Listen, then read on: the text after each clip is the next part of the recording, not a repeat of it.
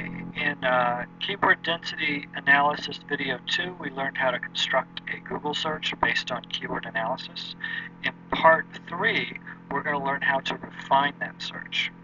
So already, before we even do any refining, we've got some interesting articles that we found. Students and Technology,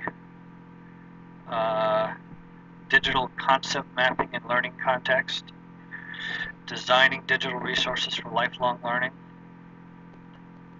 Use and Production of Digital Information and Knowledge. We're in the ballpark.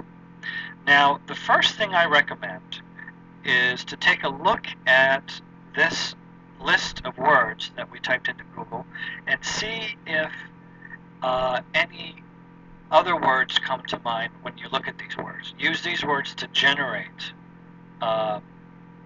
potential new words. Synonyms, related words. For example, I see the word students and learning here. What is not here is university, because we're interested really in university students more than elementary or middle school students. So I would put in the word university. You also might decide that some of these are not as interesting to you. I have the word information twice. I'll just get rid of one of those. Not that it really matters. But you might have second opinions on some of these words. They look fairly good to me. But I see the word technology, but not the word internet, and we're certainly interested in the internet. So let's see how that has an effect. Okay? Ironically, and I don't know why this is kind of a mystery for Google, we put in some extra words, and yet we have more searches. Okay.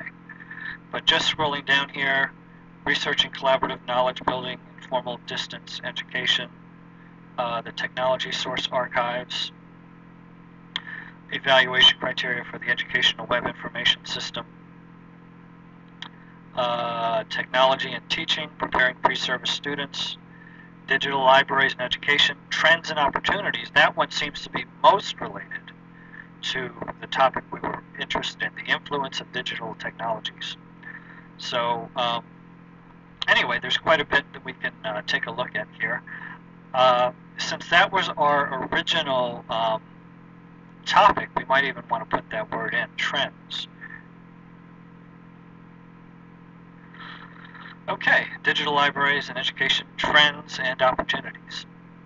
Okay, the next thing you can do to refine your search is to do what I call scholarize your search, which is add words that are most commonly found in scholarly articles.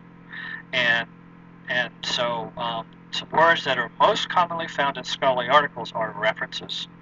Most scholarly articles have references.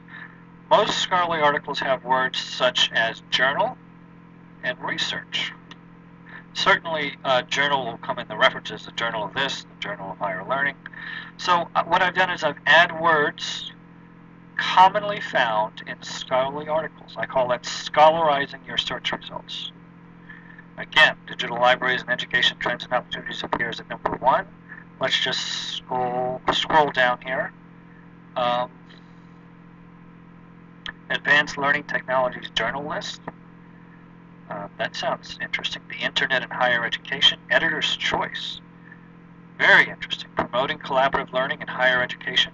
We've done a pretty good job here in terms of finding articles that are of interest to us. Okay, the last thing that I would recommend to help pinpoint current articles are to put in the words 2007, 2008, 2009.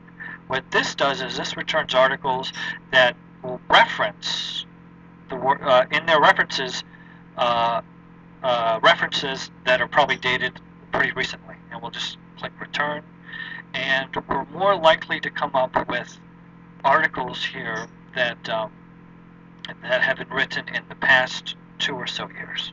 Okay, so that's step 3, just some additional strategies for refining your search once you've used